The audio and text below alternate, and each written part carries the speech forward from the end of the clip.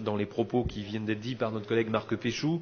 C'est vrai que cette Via Sauna nous tient aussi à cœur en tant qu'intercommunalité du Val-de-Saône, puisque nous nous associerons aux études, quelques 60 000 € d'études, qui vont être prochainement engagées. Je voudrais attirer l'attention sur un point qui a déjà été soulevé concernant la Via Rona, ce sont les points noirs à franchir. Mieux vaut effectivement y réfléchir en amont.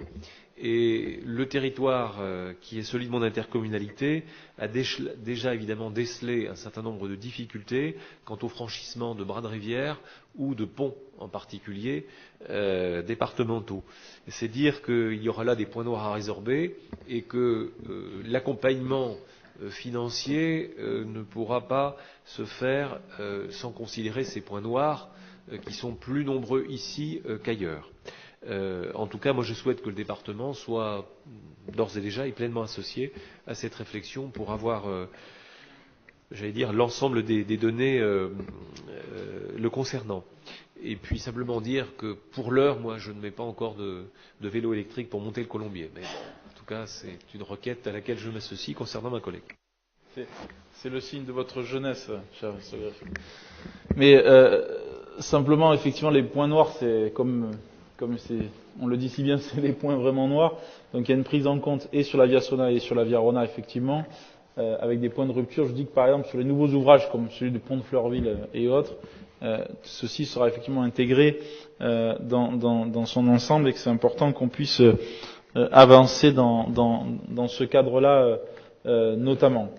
Il y a une autre chose que je voulais dire, mais du coup j'ai oublié, mais c'est pas grave. C'était lié à ce que vous avez dit sur où il y avait les points noirs et l'autre sujet, je sais plus ce que c'était. Bon, c'est pas grave, ça me reviendra. Madame Tardy. Monsieur le Président, chers collègues, au sujet des points noirs, moi je voulais simplement parler de l'axe Culose qui va jusqu'en Savoie, puisque là aussi on avait un point noir avec le franchissement de 2 tunnels extrêmement dangereux et le département va s'engager avec le département de la Savoie, la région et la CNR à la construction d'une passerelle pour franchir le Rhône et tout cela à hauteur de 1 million d'euros. Donc normalement la construction démarre cet été pour une ouverture l'année prochaine. Donc là on est très fiers et on pense que ça va vraiment développer la Via Rona sur cet axe et donc développer l'économie touristique avec budget vélo. Voilà. C'est la passerelle Vérignan là, c'est ça? Oui, je confirme que c'est un ouvrage important. Alain Chapuis. Monsieur le Président, mes chers collègues, alors simplement, j'écoute avec attention tout ce débat sur le vélo, et c'est vrai que je tenais à attirer votre attention sur l'inégalité de l'investissement des différentes communautés de communes, puisque c'est vrai que nous on assiste entre le tracé de Bourg-en-Bresse jusqu'en passant dans le Jura, c'est-à-dire la RD 1083, où il n'y a eu aucun investissement de voie douce sur cette voie qui comporte quand même plus de 8000 véhicules jour, qui est pratiquée énormément pour venir de Coligny, de Saint-Étienne-du-Bois en vélo jusqu'à Bourg, et qu'il serait dommage de passer à côté dans une démarche plus globaliste et que je félicite sur le département. Voilà. Merci à vous. Très bien. La demande est prise en compte. Le message sera passé à l'exécutif intercommunal.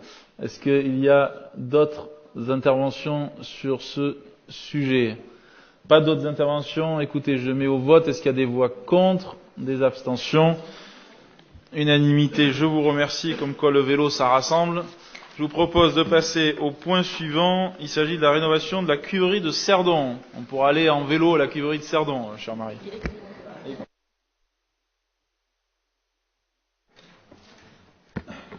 Monsieur le Président, mes chers collègues, donc ce rapport concerne le projet de rénovation et de valorisation touristique et culturelle de la cuverie de Cerdon. Donc comme vous le savez, le Président a décidé de faire du tourisme